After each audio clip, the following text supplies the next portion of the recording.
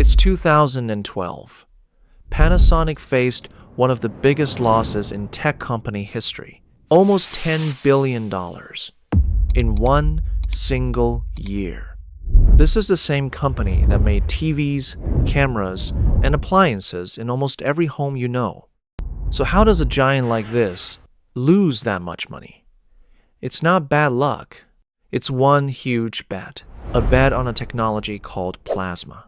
And that bet almost destroyed the whole company. To understand the fall, you first need to see how high Panasonic climbed. For decades, Panasonic was a giant in Japan. They made TVs that sat in millions of living rooms around the world. They made cameras, kitchen tools, and home electronics people trusted. By the 2000s, Panasonic wanted more. They wanted to lead the next big wave in TVs. Not just sell TVs, define them. So they picked a technology to bet the company on. A technology called plasma. At the time, it looked like the smartest move they could make. So what is plasma? Plasma TVs used tiny gas-filled pockets that lit up to create the picture. They gave deep blacks and rich colors. For a while, they were seen as the best screens money could buy. But there was another option out there, LCD.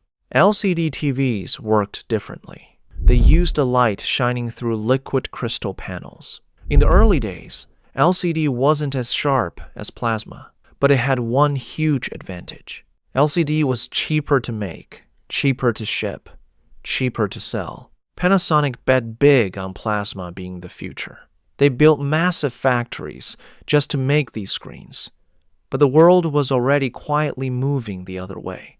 Then Samsung entered the picture.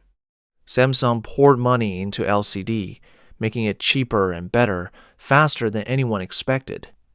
Prices dropped, customers noticed, and slowly, the world stopped caring about plasma. But Panasonic couldn't just stop. They had already built giant, expensive plasma factories. Billions of dollars sat locked inside concrete and machines built for technology nobody wanted anymore. Every month, those factories kept eating cash. Sales kept falling. Losses kept growing. Inside Panasonic, panic set in. Executives realized the bet they made wasn't paying off. It was burning the company alive from the inside, one quarter at a time.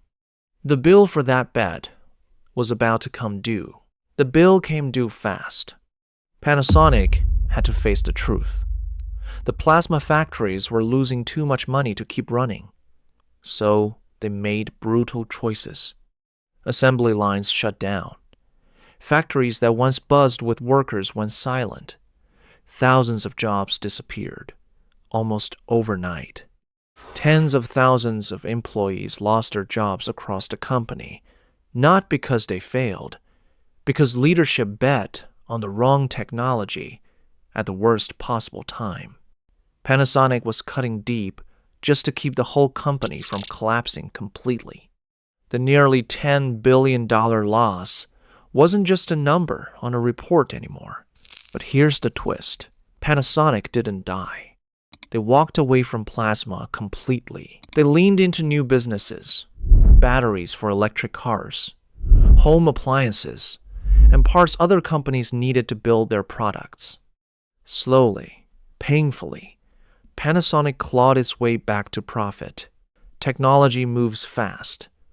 Betting your whole future on being right about the future is always a risk. Panasonic learned that the hard way. A nearly $10 billion lesson.